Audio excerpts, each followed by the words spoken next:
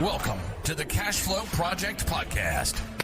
Are you looking to better your financial situation by increasing your cash flow? Too busy to hunt for real estate deals or don't know where to start? Then you're in the right spot.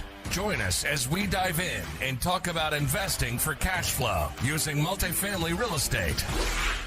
Welcome to the Cashflow Project podcast. I'm your host, Steve Fierros of Tri-City Equity Group. Today, we're going to have a little bit different topic on this show, but I'm definitely excited. We've got David Morgan on this show. So, hey, you know what? What happens when your money becomes a means for control? We're going to dive in today with our guest, David Morgan. So he spent over 4 decades warning that the greatest risk to your wealth and your freedom is a failing financial system. He's the author of the Silver Manifesto, publisher of the Morgan Report, and now creator of the upcoming documentary Silver Sunrise. So with insight grounded in monetary history and hard-won market experience, David's here to unpack money, markets, mining, and what it truly means to opt out of the matrix. We're definitely going to dive in, and there's no better time than the present, guys, to talk about all things, how to protect the money that you've worked so hard to build, the assets that you built so hard to build.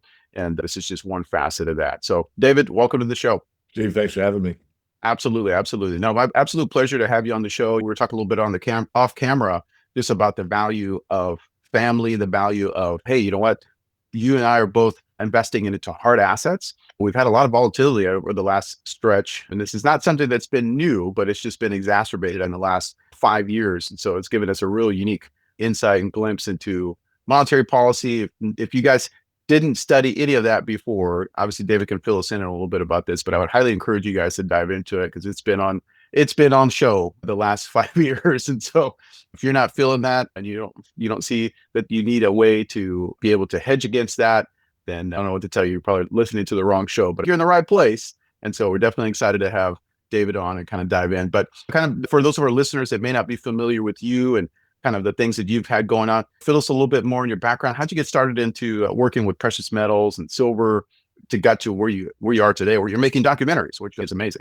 Well, I was always just fascinated by how the system worked, and pretty apparent as a small child that when you go out with your mom to the grocery store, she has to buy it, pay for it, and go to the movie theater or whatever. So it's kind of fascinated by money and how money works and how you get it and all that. So I started just by kind of my own quest into how does this whole thing called money operate, and self-studied. And I really wanted to get in the stock market because I thought that was probably the best way to go and to buy a business. You don't have to own it. You can buy a business. You can own stock and own Ford Motor Company. I'm an owner of Ford, and maybe only have 0.001%, but I'm an owner of Ford Motor Company.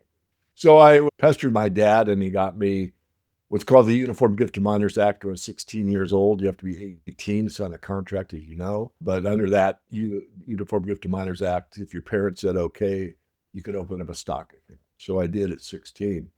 And once I investigated the monetary system further, I realized that one, the Federal Reserve was a private corporation, which kind of startled me.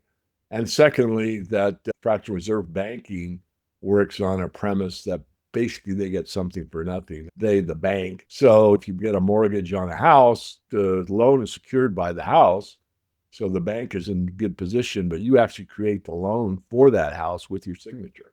So basically it's created out of thin air, more or less. So dove deeper, and then I found out in monetary history how gold and silver has played a role in monetary stability throughout history. So that's kind of the more than the cliff notes, but that's how I got started. One thing I like to say to start out with, knowing what your background is somewhat, most people in multifamily real estate think that of cash flow first, appreciation second, and stability third.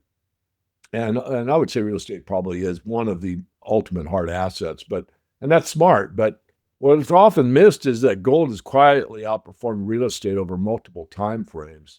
Over the last 25 years, gold has compounded at a rate stronger than the U.S. housing market. If you look at the 20-year market, it's the same story. If you look at the last decade, gold's gains edged out real estate. But even in the last 5 years, gold has held its ground and often led, while real estate has been softer, especially on the commercial side, due to higher interest rates. I'm not here to say gold's better than real estate or vice versa. What I'm saying is my basic premise when I was asked to write about silver in the investing rules book, which took the best investors or best minds, and I'm saying, man, this That's their selling point on all kinds of different market, mutual funds, private equity, real estate, stocks, options, futures, options on, you name it, it's in that book. And I just said, look, you should have a hedge. A hedge is precious metals and it should be around 10%. So if you agree with that or not, I'm not saying, again, one's better than the other. The best thing is diversification. I always will lean toward hard assets. Again, real estate can be considered one of the best in that category. And I'll just give it back to you. Yeah. Of course. And we talked a little bit about this kind of off camera too. And for those of our listeners who are like, hey, well, wait a minute. I invest in real estate, but I do also own precious metals. I've got gold. I've got silver. Yeah. No, of course. Yes.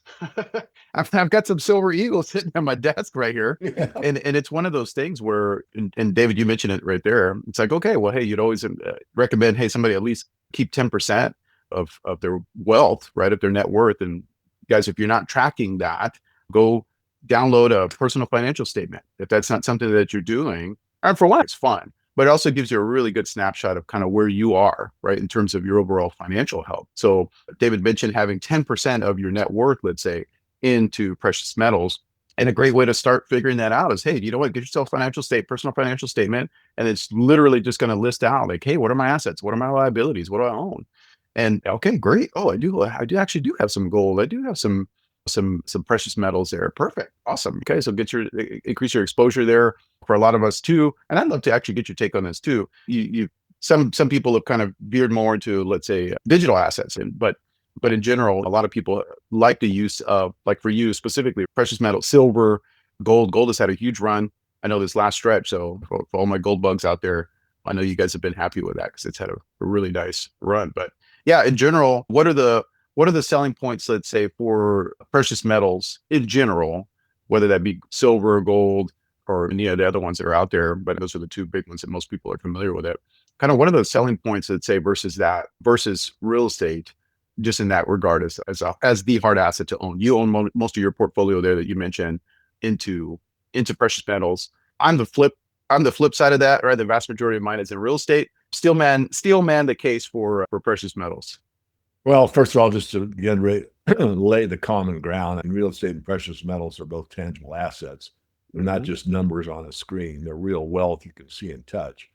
I'd say the advantage of one over the other is for the precious metals. One is it's the easiest asset to buy and it's got the longest history, although you could argue land does as well. But as far as in the monetary sphere, gold has been there for thousands of years, silver as well.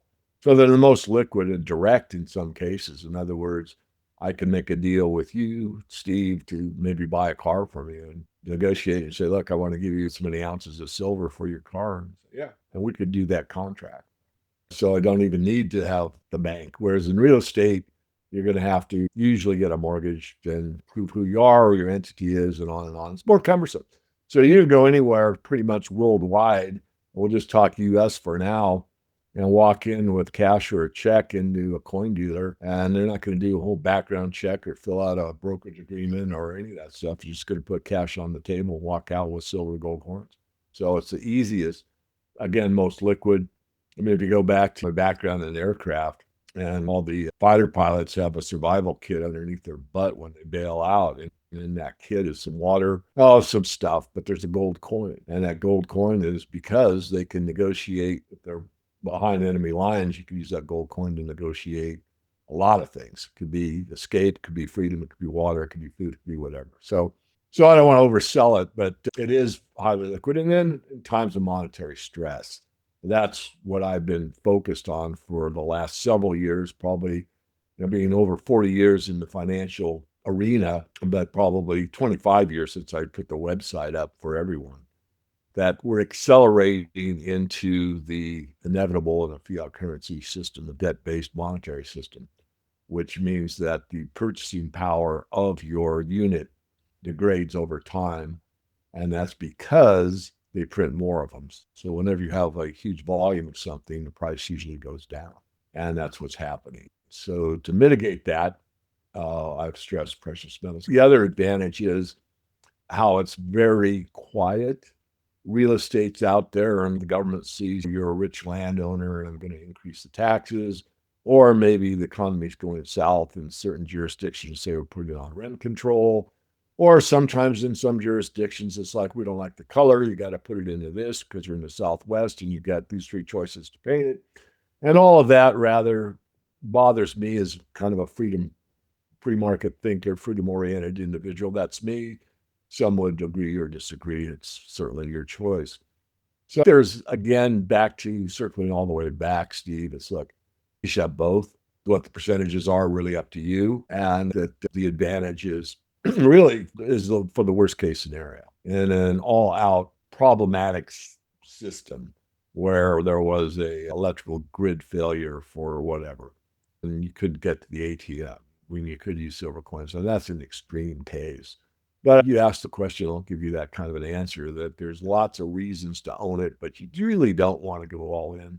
I'll make one more statement. I'll give it back to you. And that is, one of the things I found over these decades is a lot of people catch the gold, silver, honest money, sound money, wealth preservation story. It really resonates with them. Now I know what's going on. That really makes sense. And they jump in with both feet without doing their due diligence. And all of a sudden they bought the wrong time, they bought the wrong kind, they bought from the wrong person, and they're kind of stuck. So I wrote years ago, The 10 Rules of Silver Investing, which is in the book I referenced earlier. It's for free on the web. So if you type in 10 Rules of Silver Investing by David Morgan, those 10 rules, whether you're a seasoned professional or a newbie and never bought before, it'll help you prevent you, if you follow the guidelines, will prevent you from making some rookie mistakes. No, for sure. Yeah. And honestly, this is kind of, you mentioned it there and I kind of touched on it just a little bit earlier. Guys, it's definitely not, well, I should just only pick this or I should just only pick this. Again, just as David mentioned, your personal weighting, hey, that's up to you. But I do recommend, I would, because I do it. None of this financial advice, by the way. I would hold, and I do hold some of our personal net worth. And if nothing else, you got a go bag that does have some coin. And there's a reason. I'd actually wasn't familiar with that in terms of the pilots, but that's brilliant. Yeah. There's been a few. There was an incident here recently, not an incident, but there was a kind of an experiment that somebody did, because we hold a portion of our portfolio also like in digital assets, crypto assets. Well, there was another content creator where he's like, well, hey, you know what? I want to take this out. And he also owns precious metals, and he did a tour of South America where he's like, well, you know what? I want to just go and see, is this a feasible source of currency? I'm going to take my crypto and I'm going to take some precious metals, and like, we're just going to go shop to shop, country to country, and we're going to see how this works. And more often than not, the vast majority of them weren't savvy, or they weren't set up, or they weren't interested necessarily in taking the crypto, the digital assets. And again, none of this is going to be done with the real estate to that end, but he did carry with him some gold and silver coins, and guess they did take that. So, like, to your point earlier, everybody's familiar with that. They all understand kind of the value of precious metals. And again, you can use it. It's been currency, it's been money probably since they first found it. It's like, well, shiny object. Hey, this thing has some value to it. It's scarce. Okay, cool. And to your point, David, they did take it. So you'll find that if somebody were to pay you for a service in gold or silver and be like, hey, look, fine, you can test it out. Hey, there you go. I would take it. So, and then another point, just kind of, you highlighted it there, and I was thinking about it. We had the incident here where, hey, we're in a very politically charged environment right now. Well, to the end of privacy and kind of maintaining personal sovereignty. Hey, guess what? If you have a gold and silver, well, again, you can kind of trade that. You can interact. David, you and I could interact personally, right? Hey, you want to come out and visit me here in Hawaii? Hey, Steve, I don't want to have to deal with the local government and kind of all of what they're doing and pay my money to the hotels and all that kind of stuff. I just want to pay you to use your car or whatever, to stay at one of your places or whatever. All right, well, cool. You can pay me in gold or silver. That works. Right? That works for you and I. That's a personal interaction. That's a private interaction. And you and I can handle that. We don't have to deal with any contracts or record that with the local government or any of that kind of stuff. And that was highlighted, let's say during the Corona, we had the whole deal where some governments were locking down people's bank accounts. Oh my goodness. Well, It's crazy. And it's like, well, hey, if you've got gold or silver on you and you could interact, you can do things. Well, hey, what? You maintain personal control. And so that's definitely a huge selling point for being able to have better control over what you're doing versus, let's say, a government or something along those lines. But I know you're working on this the documentary. What was the impetus for that? Obviously, we can tell a story about gold and silver, and there's some incredible books out there. I know for sure, and I'm sure you've read them, and we'll kind of talk about some of that later. But what was the impetus for you writing or putting together your upcoming documentary? Well, from time to time, I've used a business coach through these last decades, and I found them of value most of the time. And there's one, actually, it was a survey. I took it, and the guy said, blah, blah, blah, blah. And he sold me. And it's been a pretty strong relationship. And I was thinking about writing another book. And the more I dove into it, since I've been the author of 3 books, it just seemed to me that in today's day and age, that especially the younger generation doesn't really read like my generation, and that a movie would be harder hitting, and it could be a way to go. So he suggested that I do a documentary. And of course, I've never done one, blah, blah. So I started looking into it. And it turned out that with the network I built over all these years, that it actually fell into place fairly easily as far as finding the right people at the right time to push this project forward. It's been longer than I expected, a little more difficult than expected, but it's just about accomplished. It should be out probably within a month or 2, maybe less. And it's been very worthwhile because you can just see the body language and hear the voice. And I just think a documentary is really the way to go. So that was I guess I'll say a business decision, but also how do I get the word out? And one of the things, if you look in a search engine, is what's one of the most upsetting or biggest problems with the world at large? And you'll find out financial problems will be somewhere at the top. In other words, stress, fear, and control of money is the subtitle of the Silver Sunrise documentary. And it's all about kind of the spiritual side of money, how much of a grip money has over our lives, personally, family-wise, corporate-wise, worldwide. And so that's what we look into, and how the system works. You got to give the background. You can never overcome a problem without clearly stating what the problem is. So, of course, that's taken into the documentary. And then what the solutions are. And some of it has to do with rather, again, spiritual aspects that in my belief system, we're taught, especially in a Western arena, that really to be successful, it's something outside of yourself. It's how many apartments I own. It's what kind of car I drive. It's who my friends are. It's what I wear, my watch. It's how many books I've written. It's whatever something. And really, we have missed the point of focusing on just how incredibly priceless every individual truly is. And if we don't really value our humanity and we let our technology supersede our humanity, we are in a technocratic driven society based on things that are in the long term not as valuable as they appear. So that's kind of the underlying flow. And if you go a little deeper, it has to do with what most people believe, and that is money makes the world go round. In a sense, that's true, but really the bottom line is that energy makes the world go round. And if we had energy, an energy source or sources that were very, very low cost, or I'll put in the word quotation marks, free energy, then we would have a very different world than we have. And we explore that briefly. I just kind of touch on it. If I do a sequel, which I may or may not, I don't know at this point, I probably explore that a little further. But once I get the documentary out there, maybe coming back to Steve, if you and your people that are with you in in your entity watch it, love to have like an open forum on what did I miss, what did I get right, what would you do, how would you mitigate it, what are you thinking about your children's children, and what kind of world you want to leave them. So probably over talked it, but honestly, it's a passion of mine. I'm anxious to get it out there. I don't think anyone's going to say, oh my, that's the best documentary I ever watched. But I do think I can achieve my goal, which is to get people to walk out of the theater in metaphorical terms. It won't be on any big screen anywhere, at least to my knowledge at this point. But when you watch it, stream it at home or whatever, make you think. I may be right, wrong, or in between. I'm not looking to be right. I'm not looking to be wrong. I'm getting you to think about how your relationship with money works. Is it the best relationship? And the last point is financial freedom. I know you're much younger than I, but when I was your age, if you had a high net worth, you had financial freedom. In other words, you had freedom. If you had cash flow and you didn't have to ever work again and you're 30 years old, you were free. You could write a book, go on a vacation, contribute to a charity, do whatever you wanted, basically. But that's no longer true.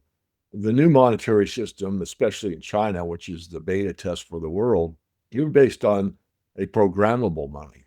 And that money, whether you're a billionaire or a 10 billionaire or you're just getting by, can be programmed and is programmed in some instances. As you said, like shut down the crypto in Canada early in the conversation. You were specific, I will be. And that's something to worry about because now that freedom is no longer there, really. If you have political views that are not aligned with the current administration, if you perhaps don't eat the right amount of calories, I mean, this sounds extreme, but it's actually taking place in some instances. You could be prevented from spending your money for something that you want of your free will and be told, nope, sorry, Steve, you drove too far last month. From now on, you got to buy it for the next month or whatever. And I'm not being facetious.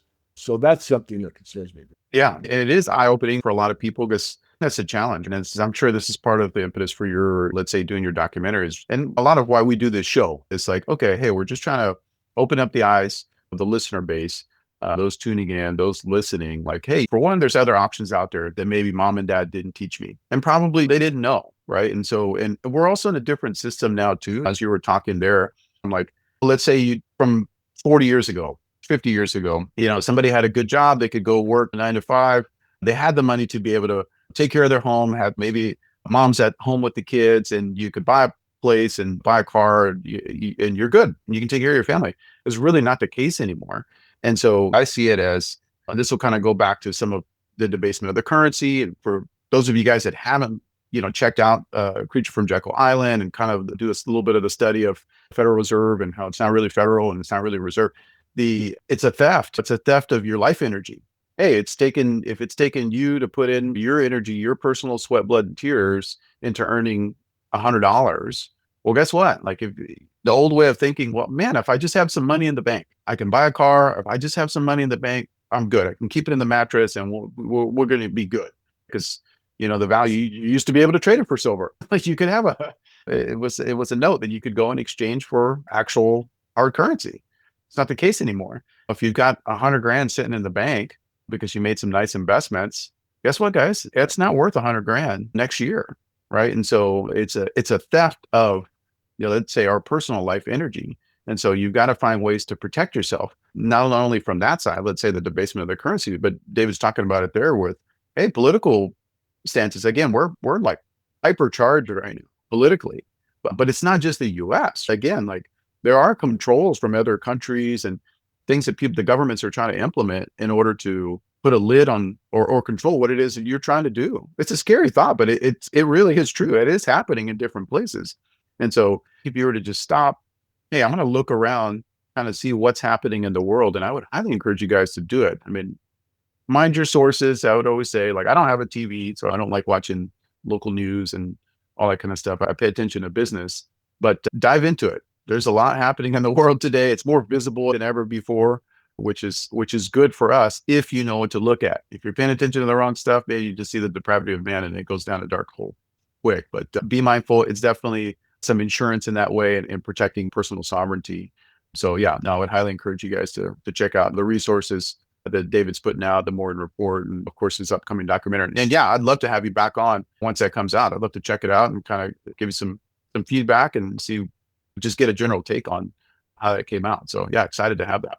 So I'm going to do something special for your audience, and that will be just go to my landing page, and that's themorganreport.com. But just go morganreport.com/cashflow. And that will be a unique landing page for your followers, anyone that associates with your podcast. And I will give them 3 free gifts. And the last free gift will be a 15-minute conversation with me, not one of my staff. And I have a big staff, but I do. We put this report together. It takes more than just me. Regardless, and that could be on anything. And there is a way to cash flow gold, but I don't have time to go into it. That's passive. I'm not saying that would resonate with everyone, but there are certain individuals that it might. So we could go over that, or whatever you want. That's a $250 value. My consulting fee is $1,000 per hour. So 15 minutes is $250. So for your audience, I will do that for you.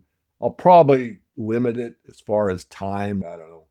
After we post this, maybe it'll be more than 30 days, maybe 60, perhaps 90. I can't do it indefinitely because, I've got to run the day-to-day business, and all of a sudden goes up limit $150 4 days in a row, and everybody in the world wants to talk to me.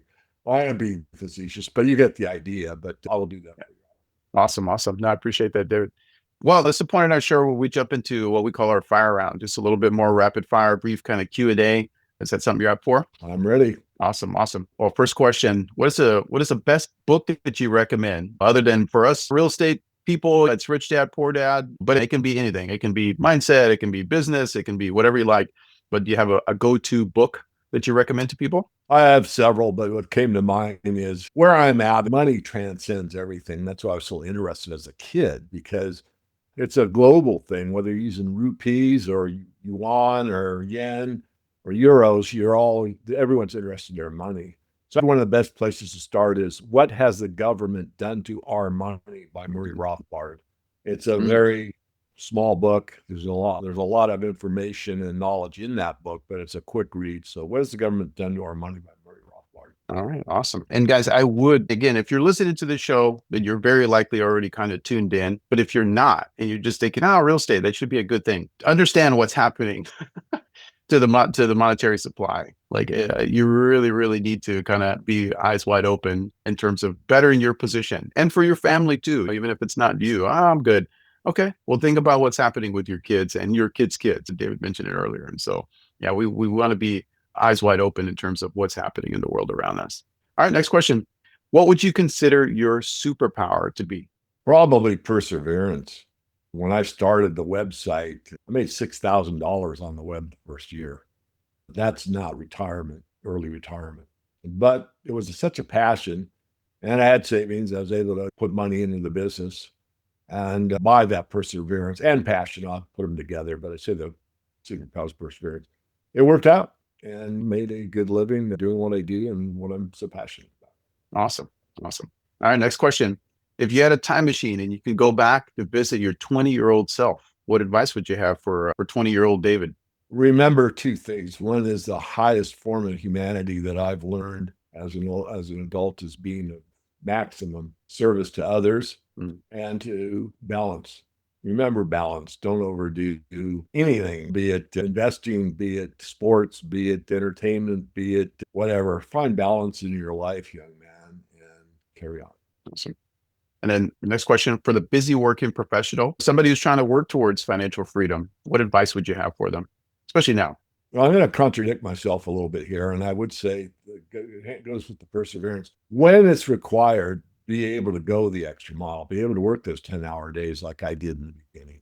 So that's out of balance, but it's because you have an aim, a defined goal, and you're driven by your passion. So you can, be out of balance as long as it's specific and there's a goal in mind and you can achieve it then. So kind of contradicted the last one, but in the perspective of my life, it was a balance because even though I overworked, let's say, for a while, it did mitigate to where business certainly doesn't run itself, but I have a team. I don't really work nearly the hours I used to. It's not required and all that. So hopefully I'm giving out good information. I am doing it from the heart, but there are times that you just got to suck it up and go, even though you maybe don't want to do. Oh yeah, no, absolutely. Even an Olympic athlete has to take a rest. I just think rest run kind of cycles. There's periods where we just have to, you're just gonna have to put your nose to the grind and get it going. The challenge is we get locked into that and you stay in that for too long. Yeah, let me just comment on that onto that. You're so right, because you get locked into that habit. And now you really don't need to work 10-hour days, but you don't know what else to do because you haven't strove for that balance. So I don't know, it just goes with the flow of life. But you get, okay, I got it. I got this guy hired. Man, this guy does more than I thought he could. He really learned quickly. I don't have to do the whatever on Friday. I'm giving it to him or delegate or whatever. So thanks for bringing that up. Yeah, no, absolutely. Absolutely.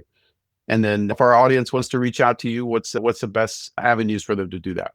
Yeah, best way is through the website. And of course, I gave you that special URL, but if you just go to the contact button We've got ways to contact us. You can answer the phone here.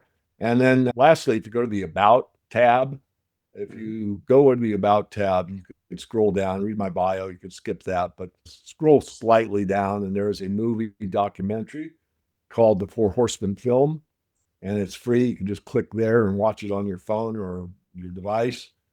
And it's about 12 years old. But it's about all the big picture that we've been talking about this whole time. And it puts it in pretty objective perspective. I'm not taking a political stance on it, either left or right, more of an objective look of what's really going on, why it's happening, and what can be done. Yeah, no, absolutely. Absolutely. So guys, make sure you go check out David at his site. We'll make sure we put the show links down, or all of the links down in the show notes whenever the episode, or whenever you're watching this. You should be able to just go down and click, and make sure you're reaching out, connecting with David, and yeah, diversify your portfolio, guys. And again, this is the name of the game in terms of why we do this show, is to provide you guys value and how you can be set up for success in the future. Well, David, it's been a pleasure having you on the show. I greatly appreciate you. We'll have to have you back on once your documentary comes out. Would love to take a look and check it out and see what the passion project and came to fruition there. So yeah, excited for that. Excited for you, and excited for all of us, all the listeners. Guys, go out, take some action. But David, appreciate you having on the show. I've enjoyed our conversation. Likewise. Thank you. Thank you, Steve. Absolutely. Aloha. All right. Great conversation with David Morgan over the Morgan Report. A great insight into precious metals. We don't have a lot of guests that come onto the show to talk about that, but it's so important. Again, the driver for both investing into real estate and investing into things like precious metals, whether it be crypto assets, it's all about hedging against inflation, having hard assets on hand. Again, everything kind of has pros and cons and has strengths and weaknesses. And so David obviously invests much heavier into precious metals than I do, but man, you really need to open up your eyes into, let's say, what's happening with monetary supply, with how much debasement of the currency is happening. And that's happening whether you're interested in learning about that or not.